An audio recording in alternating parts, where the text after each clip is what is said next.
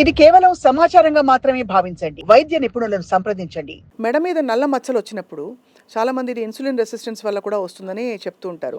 కానీ దీనికి అసలు క్లినికల్‌గా అంటే బయట డర్మటాలజీగా ట్రీట్ చేయాలని చెప్తే ఏం చేయాలండి?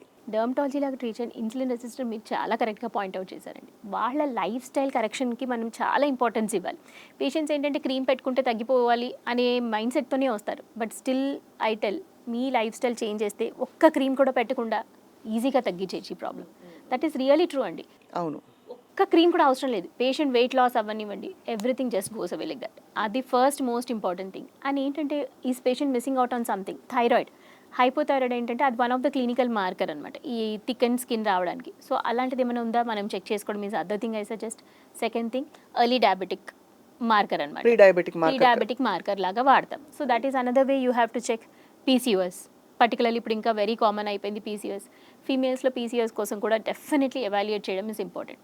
సో ఎర్లీగా వాళ్ళని పికప్ చేసామనుకోండి, వాళ్ళు లాంగ్ టర్మ్ కాంప్లికేషన్స్లోకి వెళ్ళారు. క్రీమ్స్ డెఫినెట్లీ చాలా ఉన్నాయి. మనం గ్లైకోలిక్ యాసిడ్, అజ్లైక్ యాసిడ్ అలా చాలా క్రీమ్స్ ఉన్నాయి, మనం అప్లై చేస్తాం. కానీ ఆపంగానే మళ్ళీ వస్తుంది. అంటే మనం వెయిట్ లాస్ అవ్వలేదు అనుకోండి, మనం పైనుంచి ఎన్ని రోజులు వాడిన రోజులే తగ్గుతుంది, మళ్ళీ ఇట్ విల్ కమ్ బ్యాక్. ఇంకొక చాలా కామన్ పాయింట్, వింటర్లో జుట్టు రాలడం. మనకి రోజుకి 100 వెంట్రుకలు రాలినా కూడా కంగారు పడక్కర్లేదని చెప్పి ఎక్కడో చదివాను నేను. సో జుట్టు రాలకుండా ఉండడానికి ఏం చేయాలండి వింటర్లో?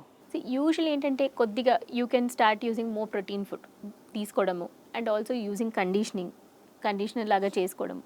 ఇంకా ఎక్కువగా ఉంది అంటే ఏమైనా హెయిర్ పెప్టైడ్స్, టెంపరీగా కూడా పెప్టైడ్ లోషన్స్ అవి వాడుకోవచ్చు. అంటే హెయిర్ లాస్ ఉన్నప్పుడు మినాక్సిల్స్ అలాంటివి కాకుండా హెయిర్ పెప్టైడ్స్ మనకి చాలా దొరుకుతున్నాయి. Or otherwise also dermatologist advice ప్రకారం ప్రొకాపిల్ అలాంటి రిడెన్సిల్ అలాంటి కాంపోజిషన్స్ ఉంటాయి. That we can apply on the scalp. అవి కొంతవరకు పనిచేస్తాయి, డెఫినెట్లీ పనిచేస్తాయి. బట్ ఏంటంటే స్టార్ట్ చేయగానే అందరికీ 1 వీక్లోనే తేడా కనిపించాయి. ఈ పెప్టైడ్ ట్రీట్మెంట్స్ ఇంజెక్షన్స్ కూడా వస్తున్నాయి కదండి ఇప్పుడు, స్కాల్ప్ ఇంజెక్షన్స్.